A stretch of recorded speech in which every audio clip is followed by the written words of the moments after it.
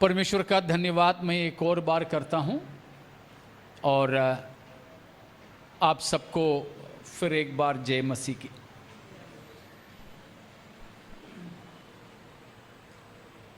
मैंने भेजा है तो एक विषय थोड़ा विशाल है, लेकिन छोटे शब्दों में कुछ बात बताना चाहूँगा। कुछ हिस्से कभी कभी और संदेशों में भी आया हुआ है। तो कल दोपहर के समय परमेश्वर ने मेरे हृदय में डाला हुआ एक विषय है कलीसिया में बताने के लिए, तो वही बात मैं आपके सामने रख रहा हूँ कि हमें मालूम है मसीही ज़िंदगी के बारे में है।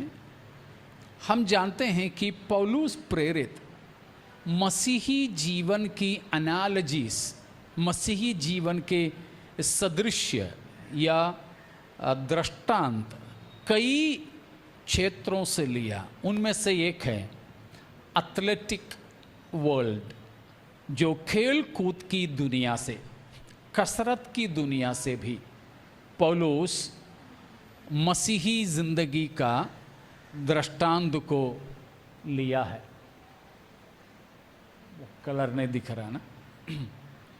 Spiritual gymnasium, spiritual gymnasium,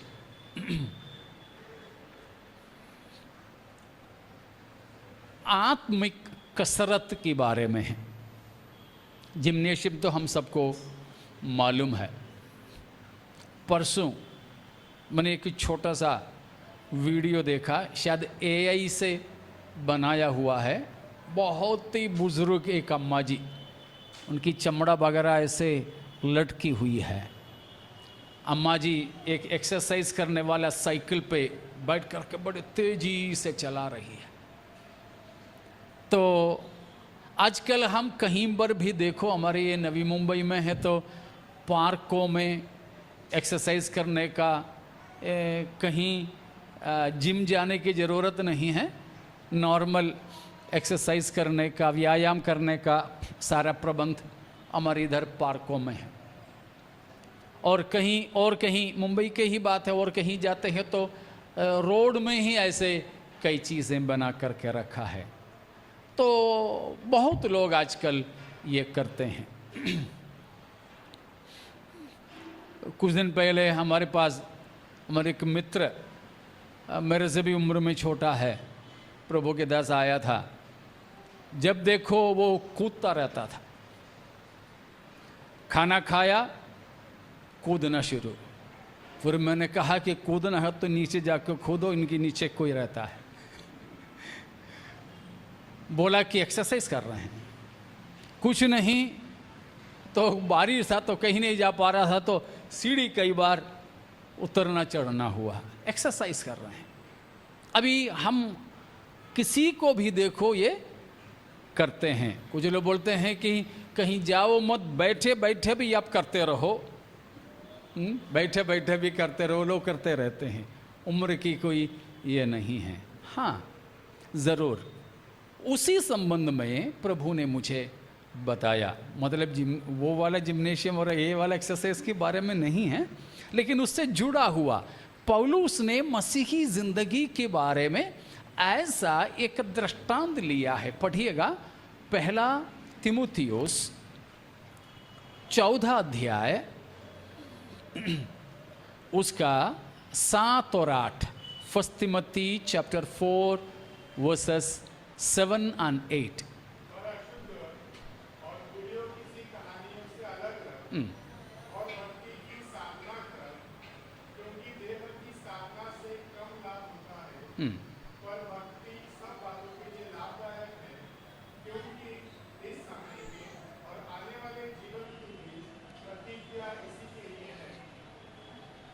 praise God. यहाँ पर पौलुस प्रेरित जवान पास्टर तीमुथियुस को बता रहा है भक्ति की साधना कर, साधना, व्यायाम। उस साधना के लिए वहाँ दिया हुआ जो शब्द है, लास्ट ले लो, लास्ट स्लाइड। साधना के लिए या ट्रेन, किसी किसी वर्षन में डिसिप्लिन होगा, नहीं तो ट्रेन होगा ना, ट्रेन होगा ना, ट्रेन। तो उसके लिए दिया हुआ जो यूनानी शब्द है, क्या है? जिम्नेज, जिम्नेजी। उस जिम्नेसी से ही हमारे अंग्रेजी भाषा का जिम या जिम्नेशियम शब्द निकला है। इसीलिए मैंने वही नाम दिया है, स्पिरिचुअल जिम्नेशियम। साधना करने का मतलब जिम्नेसी। लगभग सभी भाषा में आजकल जिम्नेशियम ही बोलते हैं। तो हम आत्मिक लोग हैं, तो हमारे आत्मिक जीवन में भी क्या करना है? साधना या जिम्नेशियम करना है। तो उसके लिए कुछ वचन शुरुआत में ही मैंने दिया था, पहला तीमुथियुस 4 का, वैसे तो 6 से 10 तक है वो वचन, लेकिन खास तौर पर 8, 7 और 8 में लिखा हुआ है। और उसके बाद जब हम देखें, उसी जैसा ही लिखा है दूसरा तीमुथियुस 3 का 16 और 17 में, 2 तिमोथी 3:16 and 17। संपूर्ण पवित्र शास्त्र परमेश्वर की प्रेरणा से रचा गया है।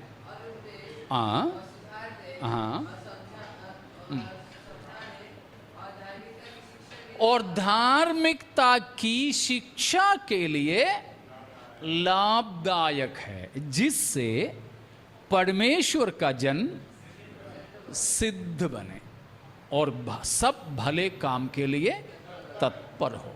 तो देखा, there is the gymnasium of righteousness. Okay, पहला तीमुथियुस 4 का 7 और 8 में बताया है जिम्नेशियम ऑफ गॉडलीनेस, और दूसरा तीमुथियुस 3 का 16-17 में लिखा है किसकी व्यायाम हमें करना है, किसकी अभ्यास करना है? राइचियसनेस का, धार्मिकता का। तो हमें भक्ति की साधना भी करना है, धार्मिकता की साधना भी करना है। उसके अलावा कुछ वचनों को है वहाँ पर जो बताया है, इफिसियों 4 का 22 से 24 तक, एफेशियंस 4:22-24, वहाँ पर भी धार्मिकता और पवित्रता के व्यायाम या साधना के बारे में पौलुस ने बताया है। वैसा ही कुलूसियों 3 का 5 से 17 तक, कोलोशियंस 3:5-17, गलेशियंस 5 verses 16, 17, 23, 24, गलातियों 5 का 16, 17, 23, 24, और दूसरा पहला कुरिन्थियों, इसमें लिखा दूसरा कुरिन्थियों है, दूसरा कुरिन्थियों 7 का 1 है, और पहला कुरिन्थियों 6 का 19 और 20। तो इन सारे भागों में और भी है, ये विचार को, ये संदेश को हम देख सकते हैं। तो बताया है कि हमें भक्ति की साधना करना है। एक और चीज़ वो वहाँ पर पृष्ठभूमि के तौर पर मैं बताता हूँ, जैसे ये 14 अध्याय की 6 से 10 तक की आयतों में पौलुस 5 प्रकार की इंस्ट्रक्शंस दिया है। तीमुथियुस को 5 प्रकार का उपदेश दिया है। वैसे पहला तीमुथियुस, दूसरा तीमुथियुस और तीतुस, इन तीनों किताबों में मिला करके 100 से ज्यादा व्यावहारिक शिक्षा पौलुस ने दिया है। There are more than 100 practical instructions given by Paul, वरिष्ठ पौलुस, वरिष्ठ प्रेरित Paul, to younger pastor Timothy and pastor Titus। तो 100 से ज़्यादा है। तो ये जो 5 आयतों में हम लोग 5 प्रकार की शिक्षा पाते हैं। पहला है हाउ टू इंस्ट्रक्ट अदर्स, औरों को कैसे सिखाना है, उपदेश देना है। दूसरा है how to get ready for instruction. आज जैसे अपना एरन 10-15 मिनट हमारे सामने पहला कुरिन्थियों में से पेश किया। कैसे किया? कितना समय आपने दिया था प्रिपरेशन के लिए? 2 hours। 2 घंटे प्रिपरेशन के लिए, तैयारी के लिए दिया, तो यहां आके 15 मिनट बोल पाया। वही पौलुस तीमुथियुस को बोला, get ready. How to get ready? If you yourself will feed on the word of faith, then only you can give output. That means first of all we need to have input, then only we can have output। अगर किसी को कुछ बताना है, सिखाना है, तो घंटों तक हमें तैयारी करना है। हमारे बीच में स्कूल कॉलेज के टीचर लोग भी बैठी हैं। आपको भी मालूम है कि बच्चों को पढ़ाने के लिए 40 मिनट का या 45 मिनट का एक पीरियड के लिए कितने समय आपको खर्च करना होता है। हाँ, एक बार नोट्स वगैरह बन गया तो फिर चलता है, फिर भी उसमें अपडेशन की ज़रूरत पड़ता है। वही बात पौलुस ने बोला कि तीमुथियुस, तुमको सिखाना है तो पहले तुम सीखना। कहाँ से सीखेंगे? Word of faith, word of truth, सत्य की वचन और विश्वास की वचन से। ठीक है, अगली बात बताया है, when you teach and instruct what all things to avoid।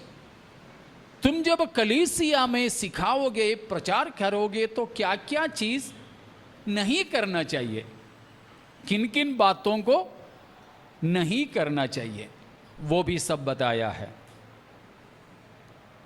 कई लोग हैं ना, प्रचार की, सुसमाचार प्रचार करने का मंच को कॉमेडी का मंच बना देते हैं। इसलिए कभी कभी कुछ लोग किसी की प्रचार सुन के जाते हो तो बोलते हैं, आज के प्रचार में मजा नहीं आया, ഓ ഇന്നത്തെ പ്രസംഗം ഒരു രസമില്ലായിരുന്നു। രസത്തിന് വേണ്ടി ആൾക്കാരെ രസിപ്പിക്കുന്ന പ്രസംഗങ്ങളുണ്ട്, ഇവിടെ पौलुस പറയുന്നു अरुद। तो पौलुस कहता है ऐसा सुनने वालों की कान की खुजली को मिटाने वाला, वो मजा देने वाली बातें नहीं है तुम्हें जो प्रचार करना है।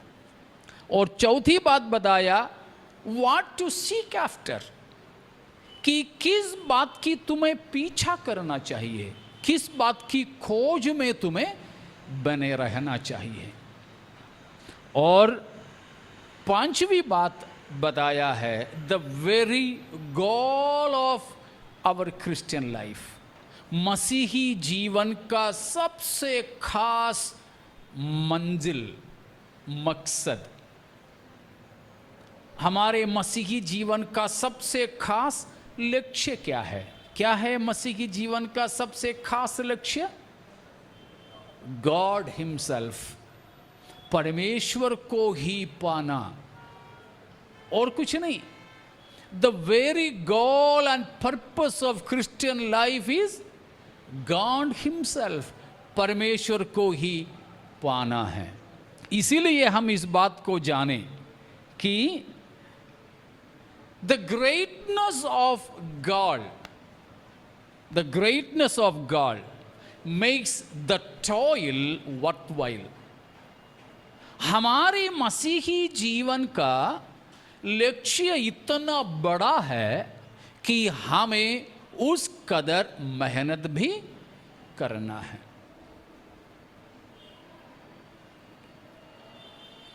कॉमेडी शोज देखते हुए, खेल कूद को टीवी में देखते हुए, मोबाइल गेम खेलते हुए, दोस्तों के साथ घूमने फिरने जाने वाले और बाकी समय घर पे सोने वाले स्टूडेंट्स को, पढ़ने वाले बच्चों को क्या डिस्टिंक्शन मिलेगा? बिल्कुल नहीं। वो लक्ष्य अगर है तो उस कदर क्या करना पड़ेगा? मेहनत करना पड़ेगा, मेहनत करना पड़ेगा। उसी तरह अभी हम जिम्नेशियम को ही ले लीजिए। हम कुछ लोगों को ऐसे देखते हैं कि प्रतियोगिताओं में जाते हैं, वो कोई जीत करके आते हैं, लेकिन जिम में ही जाने वाले लोग अलग अलग लक्ष्य से जाते हैं। कुछ लोग जाते हैं वेट कम करने के लिए, वजन कम करने के लिए, तो जाते ही जिम वाले पूछेंगे क्या है, क्या मकसद है? मुसलमान बनाना है या छाती बनाना, सिक्स पैक बनाना, क्या है वो उद्देश्य क्या है? तो कुछ लोग बोलते हैं बस थोड़ा एक्सरसाइज करना है शरीर को, बस उतना ही, तो उस लायक काम। कुछ लोग बोलेंगे वजन थोड़ा कम करना है, कुछ लोग बोलेंगे पेट कम करना है। तो उस हिसाब से है ट्रेनिंग देते हैं। अगर कोई अगली साल होने वाला मिस्टर महाराष्ट्र का प्रतियोगिता में मुझे बॉडी बिल्ड करना है बोलेंगे, तो पेट कम करने वाले का एक्सरसाइज होगा क्या उसका? नहीं, उसको अलग से देंगे, बहुत कसरत करना पड़ेगा। इसका तो शायद 1 घंटे में खत्म हो जाएगा, उसको 4-5 घंटे सुबह शाम करना पड़ता है। तो इस तरह लक्ष्य जैसा बड़ा है वैसा कसरत भी, मेहनत भी ज्यादा है। प्यारों, सबसे बड़ा लक्ष्य के साथ मैं और आप जी रहे हैं। क्या है? दुनिया की किसी ऊंचाई पर पहुंचने का नहीं, कोई बिजनेसमैन बनने का या कोई धनवान बनने का या प्रधानमंत्री या राष्ट्रपति बनने का नहीं हमारे लक्ष्य है, लेकिन हमारा लक्ष्य है कि परमेश्वर ही को प्राप्त करना है। इससे कम कोई लक्ष्य हमें होना नहीं चाहिए, नहीं चाहिए। 10वां पद को जरा पढ़िए, वर्स नंबर 10। कौन सा? 1 तिमोथी 4:10। देखा, what you have to do? What do we do? We labor and suffer for. Yeah, then? Because we trust in the living God, Yeah, who is the Savior of all men, yeah. especially of those who believe. These things command and teach. Praise God. We need to obtain God Himself. Because of this purpose, in some versions it is written, we toil hard. We toil hard. We labor hard. परिश्रम करते हैं। हिंदी में कैसे हैं? परिश्रम और यत्न करते हैं। हाँ जी, देखा, हमारी आशा और कुछ पाने के लिए नहीं है, जीवित परमेश्वर पर है। हाँ, उद्धार करता है। प्रभु को छोड़ के को उद्धार करता है ही नहीं, इसीलिए कहा है सबका उद्धार करता, दूसरा कोई रास्ता है ही नहीं। लेकिन हमारे, क्योंकि वो उद्धार को हमने ही पाए हैं या हमें ही मिला है, इसीलिए तो हमारा लक्ष्य परमेश्वर को पाना। इसीलिए क्या होना, हमारे जीवन में ऐसे कसरत करना है कि हम परमेश्वर को पाएं। ए सेल्फ डिसिप्लिन्ड लाइफ, एक अनुशासित जीवन हमें बिताना है। तो सबसे पहले मैं इतना ही बोलकर, अभी 4 ही मिनट है तो समाप्त करूं, बाकी और किसी समय में हम चलेंगे उसमें, कि ये है कि हमारे स्पिरिचुअल जिम्नेशियम में, आत्मिक क्या बोलते हैं कसरत में, आत्मिक इस खेल कूद या व्यायाम में हमें सफल होने के लिए सबसे पहले एक लक्ष्य को निर्धारित करना।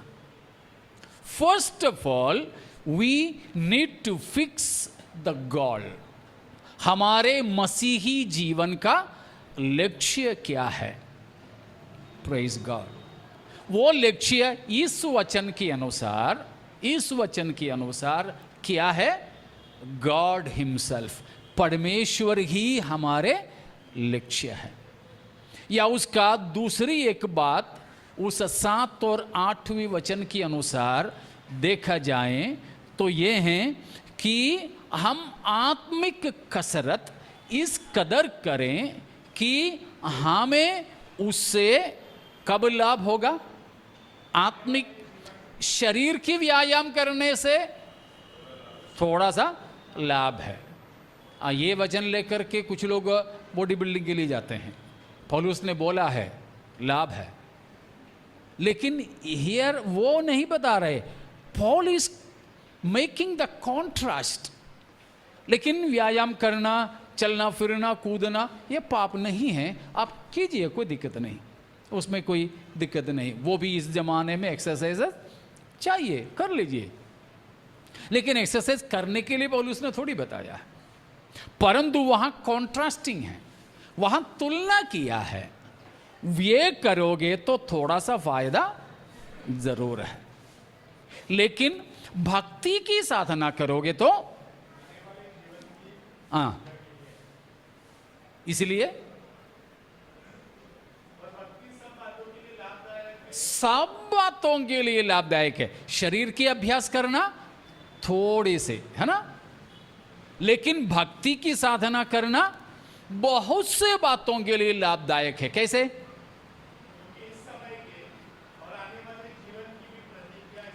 भक्ति की साधना में ये दोनों संभावना है। क्या क्या?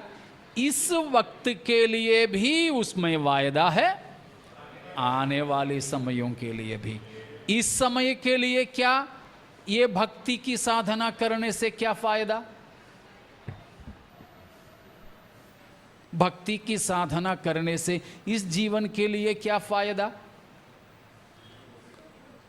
एक शब्द में बोले, कई सारे बातें हैं, एक शब्द में बोले तो we can become holy, sanctified. हम पवित्र बन सकते हैं, पवित्र बन सकते हैं। भक्ति की साधना करने से इस जीवन के लिए फायदा यह है कि हम क्या? पवित्र बन सकेंगे। और भविष्य के लिए, आने वाले जीवन के लिए क्या फायदा है? इन्हीं भागों के अनुसार हम परमेश्वर को ही अपना आनंद मिरास होकर के प्राप्त कर सकेंगे। प्रेज गॉड, സ്തോത്രം. ഈ ഭക്തിയുടെ, ദൈവഭക്തിയുടെ അഭ്യാസം ചെയ്താൽ എല്ലാവിധത്തിലും നമുക്ക് പ്രയോജനമാണ്. ഈ ജീവിതത്തിലേക്കും വരുവാനുള്ളതിലേക്കും. ഈ ജീവിതത്തിലേക്കുള്ള പ്രയോജനം നമുക്ക് വിശുദ്ധന്മാരായി തീരാൻ സാധിക്കും. അത് വിശുദ്ധീകരണത്തിലേക്ക് നമ്മെ നയിക്കും. സ്തോത്രം. വരുവാനുള്ള ജീവിതത്തിലേക്കുള്ള വാഗ്ദത്തം എന്താ? 10 വാക്യത്തിൽ നമ്മൾ വായിച്ചതുപോലെ ദൈവത്തെ തന്നെ നമ്മുടെ നിത്യ അവകാശമായി പ്രാപിക്കുവാൻ നമ്മെ സഹായിക്കും. ഇന്ന് ഭക്തിയിൽ നാം അഭ്യാസം ചെയ്താൽ നിത്യതയിൽ ആരെ നമുക്ക് അവകാശമായി ലഭിക്കും? ദൈവത്തെ തന്നെ. अगर भक्ति की साधना अब हम करें तो हम पवित्र बनेंगे, दुनिया की अपवित्रताई से बचे रहेंगे और भविष्य में हमें क्या मिलेगा? परमेश्वर ही हमारे इटर्नल इनहेरिटेंस, हमारे आनंद मिरास बन जाएगा. तो प्यारों, आइए हम उसके लिए अपना जीवन को समर्पित करें. लेकिन कई बार शैतान हमको क्या कर देता है? इस साधना करने से हमको पीछे करता है. मैंने एक जगह पे पढ़ा, शैतान का बड़ा चाल है. The devil makes us so sleepy in the morning, so busy in the daytime, and so tired in the night that we fail the whole day in making this spiritual gymnasium. ये आत्मिक साधना करने से शैतान हमको रोक देता है. कैसे? सुबह सुबह हमको बहुत सुला देता है. सबसे अच्छा सोने के लिए मीठी नींद कब आती है? सुबह, वो भी संडे सुबह. और दिन भर में हमको इतना व्यस्त रखता है कि हमें बिल्कुल परमेश्वर के बारे में सोचने का समय नहीं मिलता है. और फिर सब करके रात में ड्यूटी के बाद आ जाते हैं तो इतना थक जाते हैं, फिर बस बिस्तर में बैठे बैठे लेटते लेटते मैं प्रभु मैं सो रहा हूं, संभाल लेना, गिर जाते हैं. होता ही कि नहीं? अक्सर होता है. उन बारे में और बताना है, लेकिन समय आज नहीं तो अब बंद कर रहा हूँ यहाँ. बाकी प्रभु चाहें तो अगले दिनों में हम मनन भी करेंगे. तो आइए प्यारों, हमारे प्रभु यीशु क्रूस पर अपना जान दे के हमें खरीदा है, इसीलिए कि हम भक्ति की साधना करके यीशु के समान बन जाएं, ताकि हम यीशु को ही आनंद मिरास में पा सकें. तो प्यारों, प्रतिफल देने मसीह आ रहा है.